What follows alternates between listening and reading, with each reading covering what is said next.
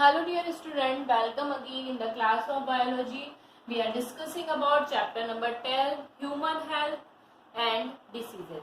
If we are talking about human health, we already discussed about the causes of diseases, pathogens, classification of diseases, okay, and mode of transmission and stage of communicable diseases. Today's lecture we are discussing about our new topic or today's topic, and our today's topic, that is disease caused by protozoans. What we discuss? Disease caused by protozoans. Okay, so let's start the chapter. So we are starting our chapter, that is disease caused by protozoan. If we talking about the disease, the first disease which we discussed, that is malaria. Okay, malaria is a disease that caused by protozoa. Okay, generally the disease is known as mankind of the century, but the causes of disease was unknown. People thought that the air was the agent causing it. It is a seasonal disease, usually occur from the August to November. Malaria itself means foul air. Okay, पहले क्या था, ये जो disease है, लोग बहुत सालों से इस बीमारी के बारे में जानते हैं, पर वो ये नहीं जानते थे कि बीमारी कैसे फैलती है. उनका ये मानना था कि ये जो डिसीज है ये किसके थ्रू फैलती है, ये हवा के द्वारा फैलती है.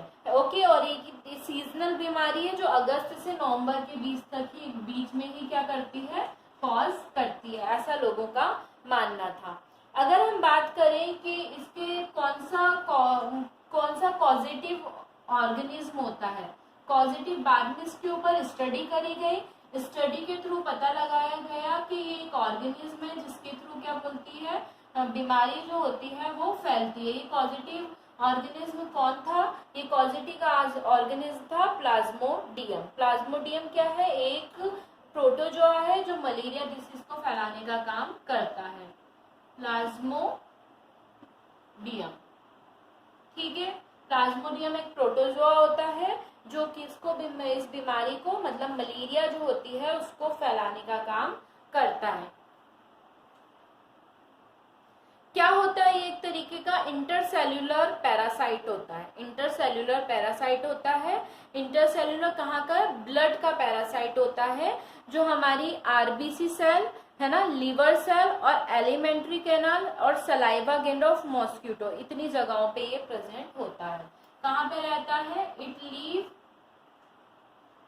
इन RBC cell of liver, in alimentary canal and salivary gland of mosquito. ठीक है, यहाँ पे ये देखने को मिलता है. कौन देखने को मिलता है? जनरली हम बात करें तो प्लाज्मोडियम पैरासाइट जो होता है वो देखने को मिलता है. इसके अंदर एक चीज जो देखने को मिलती है, प्लाज्मोडियम जो होती है इसके अंदर जनरली क्या होता है, प्लाज्मोडियम दो होस्ट होते हैं ना, और ये हमेशा किसके थ्रू फैलता है? ये फैलता है फीमेल, ये स्प्रेड आउट होता है female Anopheles mosquito. Female Anopheles mosquito सिर्फ यही कैपेबल होते हैं किसको? ये बीमारी को, दैट मीन्स मलेरिया को कॉज करने के लिए. इनकी लाइफ साइकिल जो थी उसकी सबसे पहले स्टडी जो थी, फर्स्ट स्टडी किसने करी थी? इसकी सबसे पहली स्टडी करी थी सर रोनाल्ड रोज ने. रोनाल्ड रोज फर्स्ट साइंटिस्ट थे जिन्होंने क्या करा था, इसकी लाइफ साइकिल की स्टडी करी थी. इसके लिए इनको नोबेल प्राइज मिला था 1902 के अंदर, है ना. पर इस पैरासाइट को किसने डिस्कवर किया था? फ्रेंच के एक सर्जन थे लेवरन, जिन्होंने 1980s में ही इसके बारे में क्या कर लिया था, पता कर लिया था। अगर हम बात करें तो different type of viruses, different type के वायरस जो होते हैं वो देखने को मिलते हैं, सॉरी टाइप ऑफ मलेरिया जो होता है वो देखने को मिलता है। मलेरिया के भी टाइप होते हैं, राइट, है ना, मलेरिया के भी टाइप्स देखने को मिलते हैं। सबसे पहले की अगर हम बात करें तो इंक्यूबेशन पीरियड के बेसिस पे इनकी स्पीशीज को अलग अलग उसके अंदर डिवाइड कर रखा है। सबसे पहला जो होता है वो होता है प्लाज्मोडियम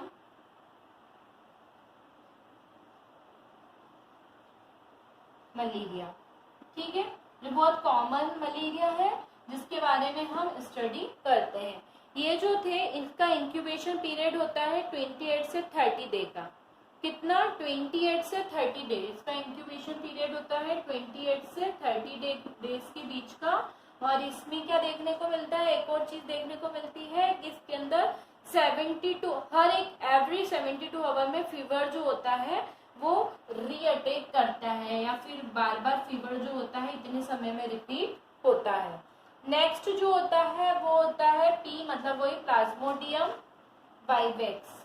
अगर हम इसकी बात करते हैं प्लाज्मोडियम वाइवेक्स की, तो इसका इंक्यूबेशन पीरियड होता है 13 to 15 डेज, है ना, 13 से 15 दिन का इनका इंक्यूबेशन पीरियड होता है। इसमें डेथ रेट कैसी है, बहुत ज्यादा कम है, और इसमें 48 आवर में क्या होता है, फीवर जो होता है वो रिपीट होता है। थर्ड टाइप का अगर हम बात करते हैं तो वो होता है प्लाज्मोडियम फैल्सीफेरम। ये जो होता है इसका इंक्यूबेशन पीरियड होता है 8 से 12 डेज का।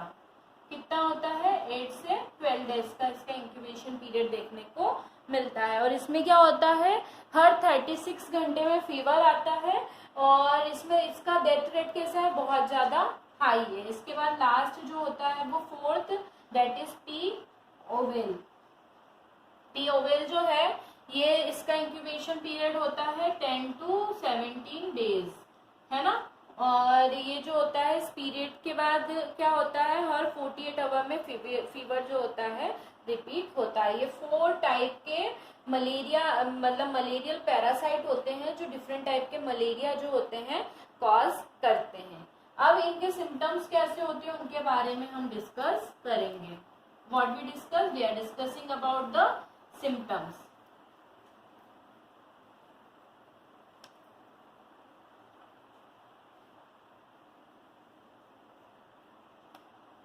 चलिए हम बात करेंगे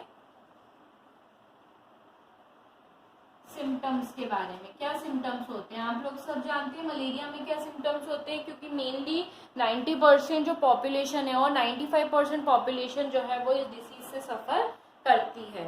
टेम्परेचर हाई रहना, बॉडी में शिवरिंग होना, है ना, ठीक है, सिर दर्द होना, नौशिया होना, स्वेटिंग आना, टेम्परेचर फॉल होना, ये सारे क्या होते हैं, कॉमन सिम्टम्स होते हैं किसके, मलेरिया के। अगर हम लाइफ साइकिल की बात करते हैं तो लाइफ साइकिल क्या होती है मलेरिया की। अगर हम लाइफ साइकिल की बात करते हैं तो प्लाज्मोडियम जो होता है हाईली कॉम्प्लिकेटेड लाइफ साइकिल देखने को मिलती है, और इसकी लाइफ साइकिल 2 होस्ट में कंप्लीट होती है। एक होते हैं मेल यानी ह्यूमंस, और दूसरा होता है मॉस्क्यूटोस के अंदर। इन 2 के अंदर इनकी लाइफ साइकिल क्या होती है देखने को मिलती है ना। इसका वेक्टर कौन होता है, इसका वेक्टर होता है फीमेल एनाफिलिस मॉस्क्यूटो। मैं ऑलरेडी बता चुकी हूँ कि इसका वेक्टर कौन होता है, फीमेल एनाफिलिस मॉस्क्यूटो जो होता है वो इसका वेक्टर होता है, जो इसको क्या होता है ले जाने का काम करता है। इसका प्राइमरी होस्ट होता है ह्यूमन, है ना, इसका प्राइमरी होस्ट जो होता है वो होता है मेल, है ना।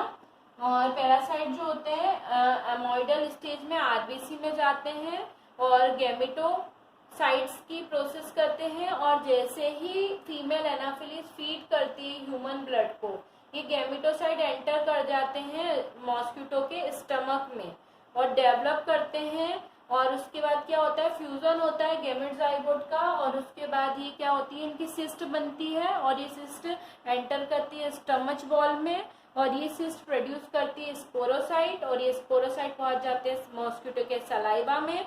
और जब फीमेल मॉस्किटो एनाफिलिस मॉस्किटो हमें बाइट करती है हेल्दी में ह्यूमन के अंदर ट्रांसफर होके, और क्या करते हैं, ये डिसीज को फैलाने का काम करते हैं। ठीक है, अगर हम बात करते हैं ट्रीटमेंट की, तो ट्रीटमेंट कैसे देखने को मिलता है, किसकी बात कर रहे हैं हम, मलेरिया की बात कर रहे हैं। मलेरिया का ट्रीटमेंट कैसे देखने को मिलता है, डायग्नोसिस जो मलेरिया होता है उसको ब्लड टेस्ट के थ्रू पता लगाया जाता है, और ड्रग्स एम्प्लॉयमेंट के थ्रू इसका ट्रीटमेंट किया जाता है। इसकी बहुत कॉमन जो दवाई है वो है क्यूनिन। क्यूनिन इसकी बहुत कॉमन दवाई है। इसके अलावा क्यूनिन है ना, इसके अलावा पेंटाक्यूनिन,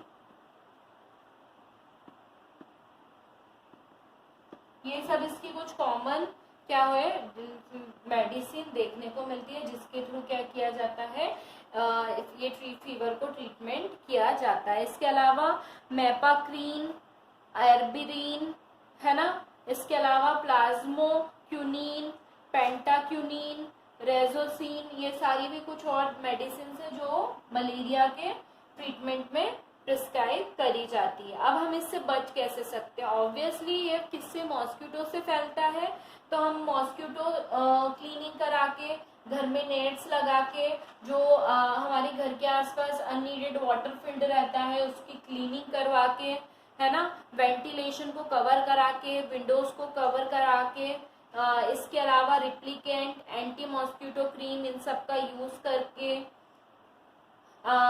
ब्रीडिंग जो होता है उसकी ब्रीडिंग प्लेसेस को डिस्ट्रॉय करके, डीडीसी इंसेक्टिसाइड का यूज करके, इन सब चीजों के थ्रू हम इन सब से क्या कर सकते हैं, बच सकते हैं। किससे, मलेरिया के जो मच्छर होते हैं उनको जनरेट होने से, मतलब फीमेल एनाफिलिस मॉस्किटो को जनरेट होने से हम रोक सकते हैं, और इस डिसीज से हम क्या कर सकते हैं, बच सकते हैं।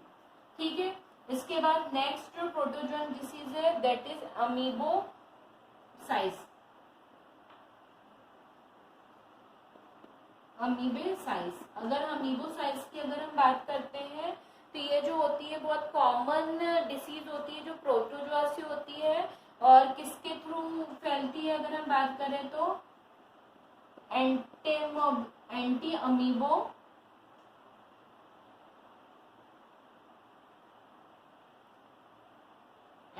अमीबिया हिस्टोलाइटिस, ये वो प्रोटोजोआ होता है जिसके थ्रू ये डिसीज कॉज होती है। प्री प्रोटोजोआ पैरासाइट फाउंड होता है हमारी अपर पार्ट, लार्ज इंटेस्टाइन के अपर पार्ट में देखने को मिलता है।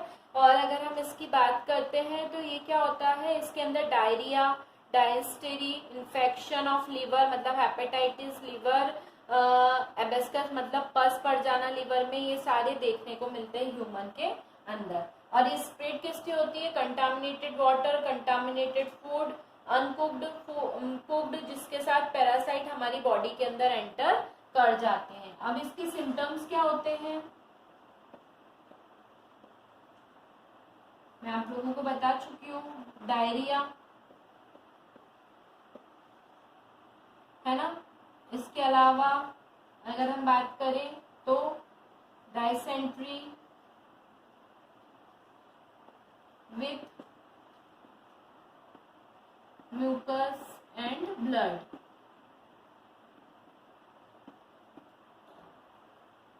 ठीक है, अगर हम इसके ट्रीटमेंट की बात करते हैं तो टेम्परेरी रिलीफिंग है ना के लिए क्या दिया जाता है, कुछ ट्रीटमेंट के लिए डिहाइड्रो एमेटिन, चिनोफॉन, वायोफॉर्म, ओरियोमाइसिन, ये सारी कुछ ट्रीटमेंट के लिए दवाई दी जाती है। प्रिकॉशन हम कैसे रख सकते हैं, पर्सनल हाइजीन रख के टाइम टाइम पे सोप से हाथ जो धोएं, हमारे नेल्स क्लीन रखें, उन्हें कट करते रहें, बॉइलिंग वाटर पी के, कच्चा खाना ना खा के, है ना। कम्युनिटी हाइजीन ऐसे रख सकते हैं कि जो वाटर सप्लाईज होते हैं उसमें उसके क्लीनिंग का ध्यान रखा जाए, सेफ डिस्पोजल किया जाए फीसिस का, प्रॉपर सैनिटाइजेशन किया जाए ओपन ड्रेन या स्ट्रीट रोड्स का, है ना। ये सारी तरीके से हम इस डिसीज से क्या हो सकते हैं, बच सकते हैं। नेक्स्ट जो डिसीज है वो, नेक्स्ट डिसीज की अगर हम बात करते हैं तो हमारी नेक्स्ट डिसीज है स्लीपिंग सिकनेस, या फिर हम इसको बोलते हैं टाइपेनोसोमेसिस,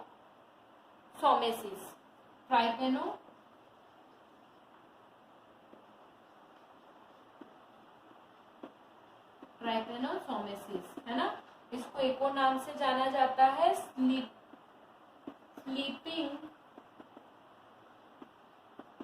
सिकनेस, इस नाम से भी इसको जाना जाता है।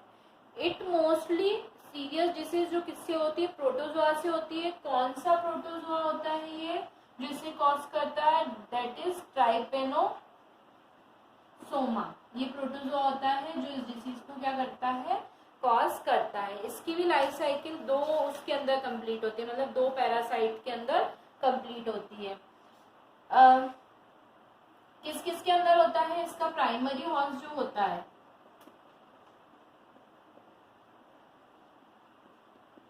वो मेन होता है, और इसका सेकेंडरी हॉस्ट जो होता है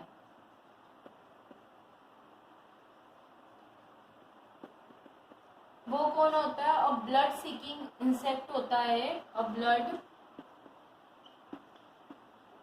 सकिंग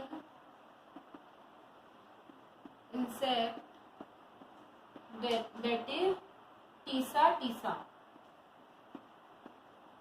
ये एक इंसेक्ट होता है टीसा, जिसके थ्रू ये डिसीज जो होती है क्या होती है, स्प्रेड आउट होने का काम करती है। अगर हम स्लीपिंग सिकनेस की बात करते हैं तो जनरली कैसी होती है, ये अलग अलग तरीके से कॉज होती है, अलग अलग एजेंट होते हैं और अलग अलग वायरसेस होते हैं, उनके थ्रू देखने को मिलता है। अगर हम इसकी बात करते हैं तो इसके अंदर क्या होता है, ये जो डिसीज होती है इसके अंदर हाई फीवर होता है ना। इसके अलावा हमारे लिम्फ जो होते हैं, स्वेलिंग आ जाती है हमारे नेक रीजन में। सेरेब्रल फ्लूइड जो होता है ना, it cause anaemia, weakness, unconsciousness, death, ये सारी चीजों को ये क्या करता है, कॉज करने का काम करता है। कौन, हमारी प्रोटोजोआ ट्राइपेनोसोमा जो स्लीपिंग सिकनेस डिसीज को कॉज करता है। और इसी के साथ हमारी डिसीज कॉज्ड बाय प्रोटोजोन्स जो होती हैं टॉपिक फिनिश होता है। नेक्स्ट लेक्चर में we are discussing about disease caused by helminthes. Okay, till then student, have a nice day. Goodbye.